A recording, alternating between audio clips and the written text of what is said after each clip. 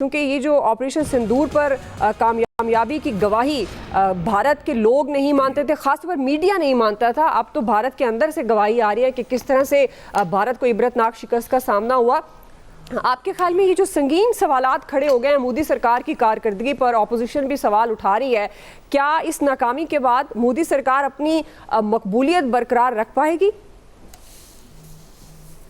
देखिए, उनके पास एक बहाना है मोदी सरकार के पास कि पाकिस्तान के ख़िलाफ़ बोलो, पाकिस्तान के ख़िलाफ़ कहो। तो इंडिया में उन्होंने अपना ये सिस्टम एक चलाया हुआ है। और ये जो पहलगाम वाक़या था ये भी इसीलिए था, और हम बार बार कह रहे थे कि वो पहलगाम का वाक़या करा के और सऊदी अरब से भागम भाग आए, बिहार पहुँचे, क्योंकि वहाँ इलेक्शन अक्टूबर में हो रहा है। पिछले हफ्ते भी मैंने बात बताई थी कि बड़ी कंफर्म इतलात आ चुकी हुई हैं कि वो उन्होंने वर्किंग बाउंड्री और LOC पे जो बांग्लादेश साइड से जितनी फ़ौज थी इधर कई डिवीज़न इधर लगा दिया है और बड़ा असले का ऑर्डर भी दिया है। तो अब राहुल गांधी ने भी आज कई क्वेश्चन उठाए हैं कि भाई वो तो फील्ड मार्शल कई जर्नैलों के साथ, अमेरिकन जर्नैल और सेंट्रल एशिया के, उनके साथ मीटिंग कर रहे हैं। मोदी जी आप क्या कर रहे हैं? वहाँ पे ट्रंप बार बार कह रहा है कि हमने पाकिस्तान को रोका। अभी थोड़ी देर पहले एक छोटा सा क्लिप मैंने देखा है, पूरी तकरीर तो नहीं मैं देख सका, जिसमें मोदी कह रहे हैं कि उनको JD वैंस के कॉल आ रही थी कि जी 3-4 दफ़ा आई थी और मैं अपने लोगों के साथ बिजी था मीटिंग में कि पाकिस्तान आप पे बड़ा हमला कर रहा है। और मैंने आपको अपने ही शो में ये बताई थी कि हमारे आर्मी चीफ के पास भी कॉल आ रही थी जिस रात हम जवाब देने की तैयारी कर रहे थे। हमने जब तक जवाब स्टार्ट नहीं किया हमने किसी की कॉल नहीं ली थी, क्योंकि हम तो बिल्कुल तय प्लान कर चुके हुए थे कि करना है। और ज़ाहिर है उनको मिली इतला, उन्होंने हमला किया और फिर जब जो कुछ उनके साथ हुआ वो तो दुनिया आप बता रही है, हमें बताने की ज़रूरत नहीं है। ट्रंप से लेके और उनके अपने जर्नैल भी और उनके अपोजिशन के भी, उनके अपने लोग हर जगह पे बता रहे हैं। आज भी वो आई जो आपने अभी आवाज़ भी सुनाई कि जनाब वहाँ तो राफेल का वो नंबर भी पड़ा हुआ था, दुम जो पड़ी हुई थी उसकी, वो दुम दबा के तो भागना क्या होता है, दुम ही निकल रही थी वहाँ पे, नज़र आ रही थी कि इंडिया के साथ जो हुआ है।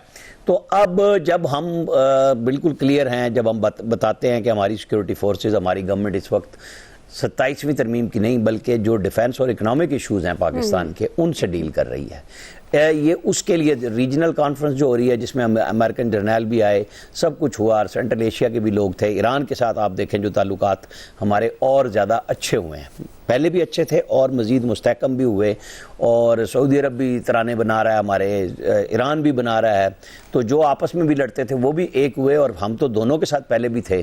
तो पाकिस्तान अपनी प्लानिंग इस तरह कर रहा है कि हमें अगर हमले का दोबारा शिकार होना है तो उससे कैसे बचना है और फिर इंडिया को दोबारा कैसे सबक सिखाना है, क्योंकि वो जो अपनी मिसाइलों की नई खेप तैयार कर रहा है, बिल्कुल नज़र आ रहा है कि वो 15 अगस्त हो कुछ भी हो, मोदी के पागलपने से कोई बंदा नहीं हट रहा कि वो जितनी बेइज्जती उनकी हो रही है, आज पहली दफ़ा वो थोड़े से बोले हैं, तो ये ख़तरा मौजूद है कि वो अपने वोटरों को राग़िब करने के लिए पाकिस्तान पे एक बड़ी जंग मुसल्लत कर सकते हैं। हमने भी पूरी प्लानिंग की हुई है। फील्ड मार्शल अभी चाइना गए हैं, हमारे वहाँ पे जो DGMO थे वो भी साथ थे। ये ऐसे मौक़ों पर नहीं जाया करते, रूटीन में उनका विजिट साथ नहीं होता, वो तभी होता है जब फाइनल चीज़ें हो रही होती हैं कि हमें अपने दुश्मन की तमाम कारगुजारी का पता है, हम देख रहे हैं कि हमें अगला मरला कैसे लड़ना है। और जितनी हमने साइबर अटैक इस दफ़ा किया था, जो जवाब दिया था, अब इंडिया कुछ कोशिश कर रहा है उसको मेकअप करने की और हम उससे आगे जा रहे हैं। बहरहाल दुनिया तो समझ गई है। जब अभी राहुल गांधी का एक फिक्रा था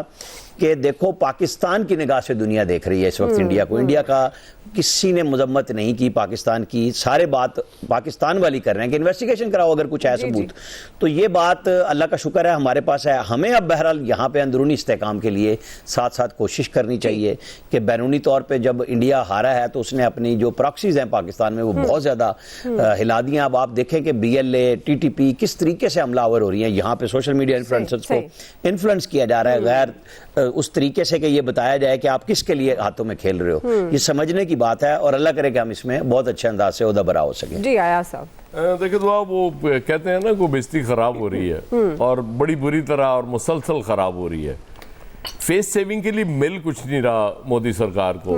पता सबसे बड़ा लतीफ़ा तो आज अमित शाह ने सुनाया लोकसभा में कि जी वो पाकिस्तानी चॉकलेट मिले हैं उनके पास, दहशतगर्दों के पास। क्या बात है, वो चॉकलेट्स लेके गए थे, मतलब और तो उन्हें कुछ चाहिए नहीं था कि चॉकलेट्स उनके पास होने ज़रूरी थे। डोनाल्ड ट्रंप 27 बार ये कह चुके हैं कि मैंने पाकिस्तान और भारत में जंग बंद कराई और उस पर 29 हो गया। 29 हो गया था, चले 2 दफा और हो गया, मुबारक हो आपको दुआ जी। 29 दफा वो कह चुके हैं, फिर 2-3 दफा वो 5 त्यारे गिराने की बात भी कर चुके हैं।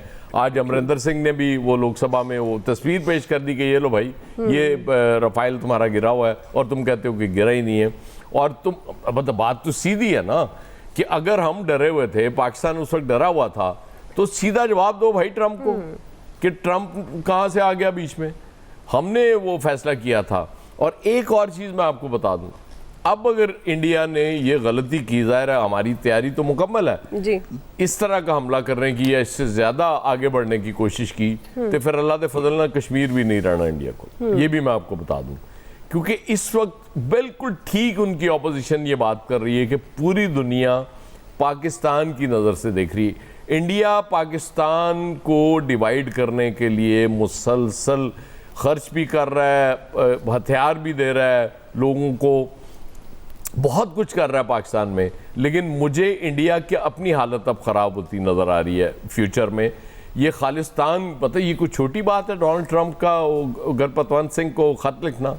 मतलब ये कोई तसव्वुर कर सकता था कि वो कहाँ वो कहते थे मोदी के my best friend mister Donald Trump, तो वो तो ट्रंप बजाई जा रहा है मुसलसल, वो ढोल बजाई जा रहा है और इनको समझ नहीं आ रही उसका जवाब मैंने कहा बीन बजा रहा है वो उनको समझ नहीं आ रही कि हमने इसका जवाब कैसे देना है। जाहिर है जवाब आपके पास है नहीं, आपके पास जो हुई है उसके बाद आप मतलब वो ये भी क्यों हो रहा है मोदी सरकार के साथ? जी जी। क्योंकि आप शिद्दत पसंदी, इंतहाब पसंदी में इतना ज्यादा आगे चले गए पाकिस्तान की मुखालफत में कि अब आपको अपने लोगों को मुतमईन करने के लिए समझ नहीं आ रही कि इनको कैसे मुतमईन करें। इसीलिए वो बार बार उस वक्त भी कह रहे थे कि हम ये ऑपरेशन सिंदूर जारी है, ये जारी रहेगा, लेकिन आपके पल्ले कुछ था ही नहीं। क्योंकि पल्ले कुछ होता तो हमारे जवाब के फौरी बाद वहां से एक अटैक आता, लेकिन आपको समझ आ गई थी कि उसमें आपके साथ हुई क्या है। तो बहरहाल तैयारी तो मुकम्मल है, स्टिल मैं कहूँगा कि जंगें हल नहीं हुआ करती, और इसलिए इंडियन लोगों से मैं हमेशा ये अपील करता हूँ कि नरेंद्र मोदी से जान छुड़ा लो और अपना मुल्क बचा लो, बाकी वरना उनकी मर्जी। सही जी। इलियास साहब, ये बात तो दुरुस्त है ना, अब जिस तरह की नाकामी का सामना खासतौर पर दुनिया में, जो पहले जिस तरह से इंडिया को लिया जाता था और अब जिस तरह से इंडिया को देखा जा रहा है, वो खुद कह रहे हैं पाकिस्तान की नज़र से दुनिया देख रही है, तो आपके ख्याल में अब ये जो आलमी तन्हाई है, इसमें मोदी सरकार अपनी साख, अपनी मकबूलियत किस तरह से बरकरार रख सकती है? देखिए उसके देख लें, आप देख लें उनका जो सेशन चल रहा है, सेशन मानसून कहते हैं जिसको, सेशन चल रहा है, उसमें देखें उस पर मुसलसल तनकीद हो रही है बीजेपी पर और मोदी पर बड़ी तनकीद हो रही है। यहाँ तक कि राहुल गांधी ने कहा, ये इसने जब शोर मचाया क्योंकि जी हम जंग जीत रहे थे, तो उन्होंने कहा फिर अमेरिका के पास जाने की क्या ज़रूरत थी। तो सारे ये राफेल के बारे में बताया, आज जिस तरह उन्होंने दिखा दिया सारा चीज़ें उनके अपोजिशन वालों ने, तो उसके लिए बड़ा मुश्किल हो गया। वो तनहा हुआ है, उस बीजेपी के पास बड़ा मुश्किल टाइम है इस वक्त कि वो अपनी साख बरकरार रख सके अगले इलेक्शन में। तो ये जो सूरत हाल है कि उसको अपना आपको फिर ये देख लें आप, वो अपना ये पूछ रहे हैं उनसे